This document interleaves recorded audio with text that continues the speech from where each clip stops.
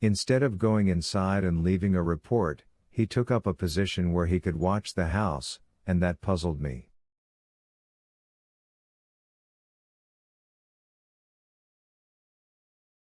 I thought at first he was merely waiting for the result of the audit and I paid no attention, but at last he saw me and waved to me to come down.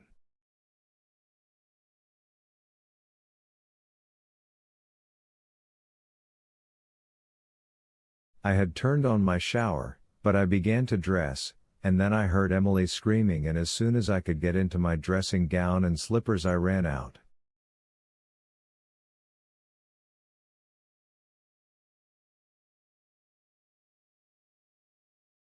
What I thought was that Jim had come earlier than usual, that the theft had been discovered, and that Emily was having an attack of hysteria.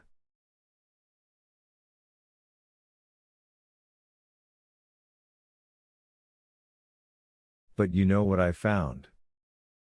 Here I believe she stopped for the first time. Someone offered her a glass of water, but she refused it, and after steadying her voice she went on.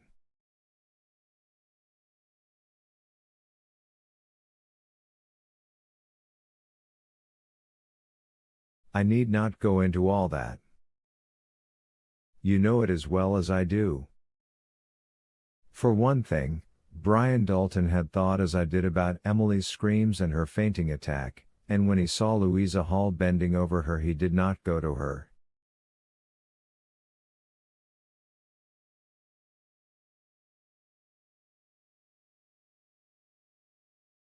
Instead he came up to our kitchen porch and waited there outside. It was locked, of course. The servants were upstairs in the hall by that time, and nobody saw him. But I kept one thing from you then, and I am telling it now because I understand that you have certain suspicions about Brian Dalton.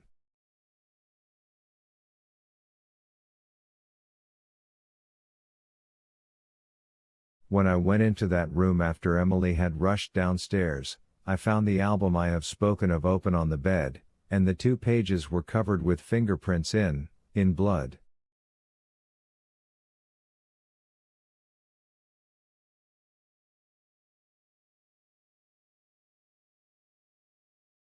Fresh blood. Emily was still screaming, and I had only a second or two.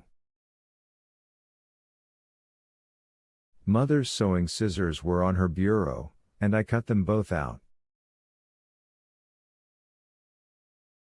I still had them in my hand when I called down the stairs to tell the servants. I hid them inside a radiator cover in the side hall.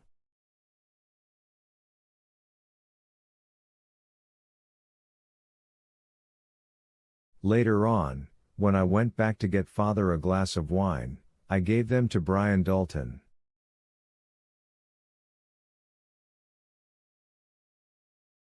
They were stiff, but he put them inside his overalls, and as soon as he dared, at my request, he burned both the overalls and the pages of the album, out in no man's land.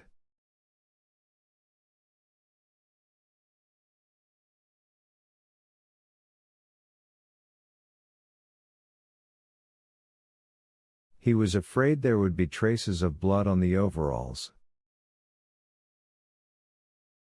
My father believed as I did. We knew that every door into the house was locked, and neither one of us believed that Emily was normal.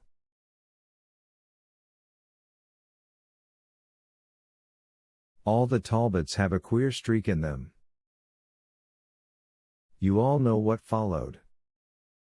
My father, he was really my stepfather, was convinced that Emily had done it in a fit of insanity.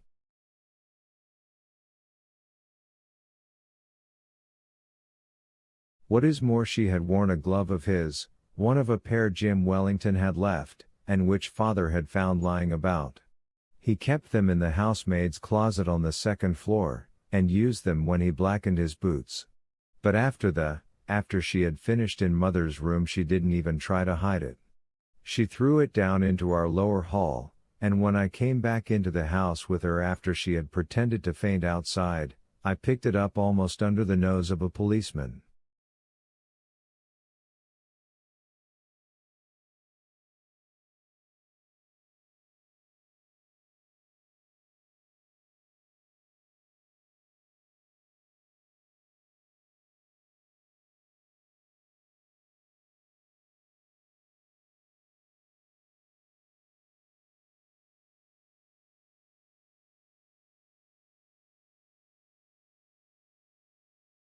I hid it behind the pillows of the library couch when I fixed it for her, and later I got it out of the house.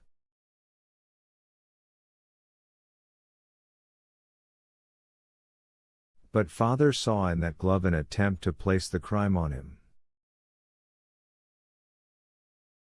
He never spoke to Emily again after I told him about it. I tried to shake this conviction of his, to save a dreadful scandal. But he was certain that she had done it, and I myself have never doubted it. She herself knew that he suspected her, especially after that first night when both of us found him in the cedar room.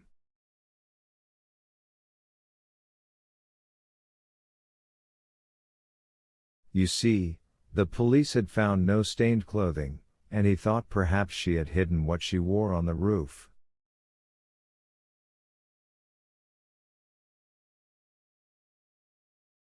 He had been up there, anyhow, and Emily knew as well as I did why. The next 3 days were too horrible to talk about. Dr. Armstrong was keeping Emily under opiates, but father would not even go into her room.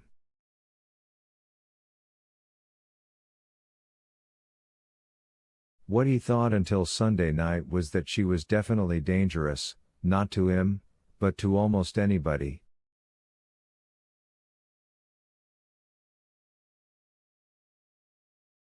And on Sunday night things reached a climax. He was never able to tell me, but I believe he heard me call to Emily and knew that she was going downstairs.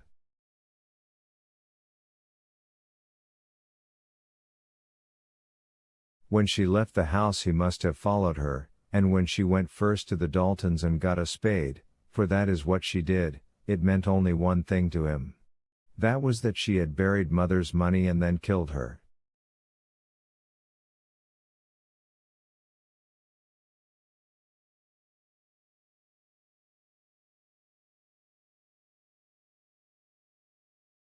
That meant more than insanity. It meant that it was a crime to conceal a crime, and he must have gone mad himself.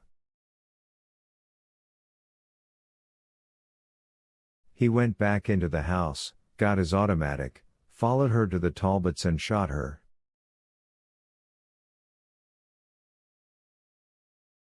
I know that, for I found his pistol on top of his dresser the next morning, and it had been fired.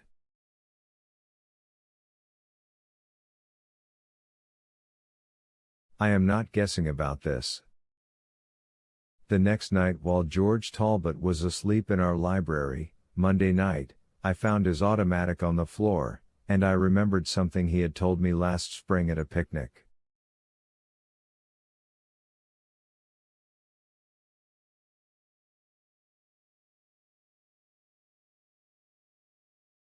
That was that the barrels of two similar automatics can be exchanged, and that an innocent man could in this manner be charged with a crime he had never committed, since every barrel left its peculiar marks on a bullet.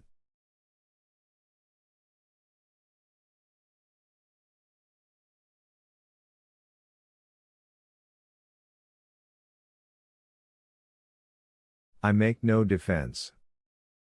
I knew there could be no case against George. He had no reason whatever for killing my sister. And my father was dying. He and I had been very close, just as my mother cared more for Emily than for me. I changed the barrels that night, wiped both the guns and put my father's back where it belonged.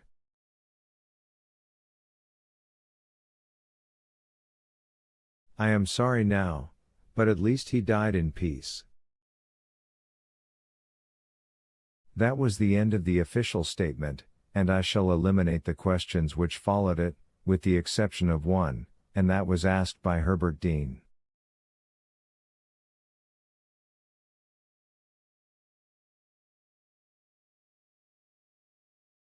I would like to go back to that Thursday afternoon, Miss Lancaster. Just why had Brian Dalton waited by the woodshed? We knew that he had, but he has refused to give a reason. He wanted to see me.